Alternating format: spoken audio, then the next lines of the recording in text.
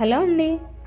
వేడివేడిగా తింటుంటే తినాలనిపించే విధంగా ఉండే సగ్గుబియ్యంతో పునుగులని చాలా సింపుల్గా ఎలా ప్రిపేర్ చేసుకోవాలి, చాలా టేస్టీగా ఎలా చేసుకోవాలనేది కూడా నేను ఈ వీడియోలో క్లియర్గా చేసి చూపిస్తాను. వీడియోను స్కిప్ చేయకుండా చివరి వరకు చూడండి. ఇంకా టేస్ట్ అయితే చెప్పనవసరం లేదండి, అంత బాగుంటాయి.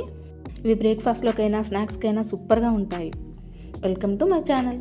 ముందుగా దీనికోసం ఇక్కడ నేను ఒక బౌల్ తీసుకొని దానిలో 1 కప్ వరకు సగ్గుబియ్యాన్ని తీసుకున్నాను. ఇక్కడ సగ్గుబియ్యం చిన్నగా ఉండేవి కాకుండా ఇలా పెద్ద సైజులో ఉన్నవి తీసుకుంటేనే ఈ పునుగులకి చాలా బాగుంటాయి. ఇలా తీసుకున్న తర్వాత దీనిలో కొద్దిగా వాటర్ వేసి వీటిని ఒక్కసారి వాష్ చేసుకోవాలన్నమాట.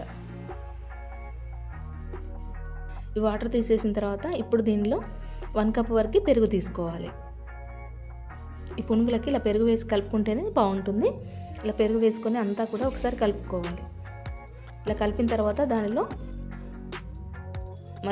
1 కప్ వరకు వాటర్ కూడా యాడ్ చేసుకొని ఒకసారి అంతా కూడా ఈ విధంగా కలుపుకోవాలి. కలుపుకొని దీనిని 4 నుండి 5 గంటల వరకు పక్కన పెట్టుకోవాలి. చూసారు ఇక్కడ 4 అవర్స్ తర్వాత ఇలా అయిపోయో ఆ పెరుగు వాటర్ అంతా కూడా అబ్జర్వ్ చేసుకొని ఇలా గట్టిగా అయిపోయాయి సగ్గుబియ్యము. ఇలా అయిన తర్వాత దీన్ని పక్కన పెట్టేసుకొని ఇప్పుడు వేరొక బౌల్ తీసుకొని దానిలో 1/2 కప్ వరకు బియ్యం పిండిని తీసుకున్న తర్వాత దానిలో 2 పచ్చిమిర్చిని చిన్న కట్ చేసి వేసుకొని ఒక పెద్ద సైజు ఆనియన్ను చిన్న ముక్కలుగా కట్ చేసుకొని వేసుకోవాలి. ఇలా వేసుకున్న తర్వాత దానిలో కొద్దిగా కరివేపాకు అలాగే కొద్దిగా కొత్తిమీర కూడా వేసుకోవాలి. దీనిలో 1 స్పూన్ వరకు జీలకర్ర అలాగే చిన్న అల్లం ముక్కని ఇలా చిన్న పీసెస్లా కట్ చేసుకొని వేసుకున్నాక టేస్ట్కి తగ్గట్టుగా సాల్ట్ కూడా వేసుకోవాలి. తర్వాత చిటికెడంత వంట సోడా కూడా వేసుకొని దానిలో మనం ఇంతకుముందు నానబెట్టుకున్న సగ్గుబియ్యాన్ని కూడా వేసి అంతా కూడా బాగా కలుపుకోవాలి. ఇందులో వాటర్ ఎక్కువ అవసరం లేదండి. మీరు కావాలంటే మరీ గట్టిగా అనిపిస్తే 1 స్పూన్ వాటర్ యాడ్ చేసుకుంటే సరిపోతుంది. మరీ లూజ్గా కలుపుకున్నామనుకోండి అవి మనం ఆయిల్లో వేసినప్పుడు ఆయిల్ని బాగా పీల్చుకుంటాయి. అలాగని మరీ గట్టిగా చేస్తే కూడా రావు. ఇలా మనం పకోడీ వేసుకునే విధంగా చేసుకొని ఇప్పుడు వాటిని డీప్ ఫ్రై చేసుకోవాలి. ఇలా ఆయిల్ను బాగా డీప్ ఫ్రైకి వేడి చేసుకున్న తర్వాత దానిలో ఇలా బ్యాచెస్ వైజ్గా కొన్ని వేసుకుంటూ ఫ్రై చేసుకోవాలి.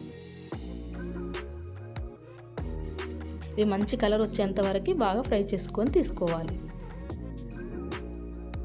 ఇదే ప్రాసెస్లో మిగతావి కూడా నెక్స్ట్ బ్యాచ్లో వేసుకొని మంచి కలర్ వచ్చిన తర్వాత ఫ్రై చేసుకొని తీసుకుంటే మనకు వేడివేడిగా ఉండే క్రిస్పీగా సాఫ్ట్గా ఉండే సగ్గుబియ్యం పునుగులు రెడీ. చాలా సింపుల్గా చేసుకోవచ్చు కదా. ఈవినింగ్ స్నాక్లో అయితే సూపర్గా ఉంటుంది. ఇలా చేశారనుకోండి పిల్లలతో సహా పెద్దవాళ్ళు కూడా ఒక్కటి కూడా వదలకుండా తినేస్తారు. అంత బాగుంటాయి. మీరు తప్పకుండా ట్రై చేయండి. ఈ వీడియో కనుక మీకు నచ్చినట్లయితే లైక్ చేసి షేర్ చేయండి, అలాగే సబ్స్క్రైబ్ చేయండి. Thanks for watching.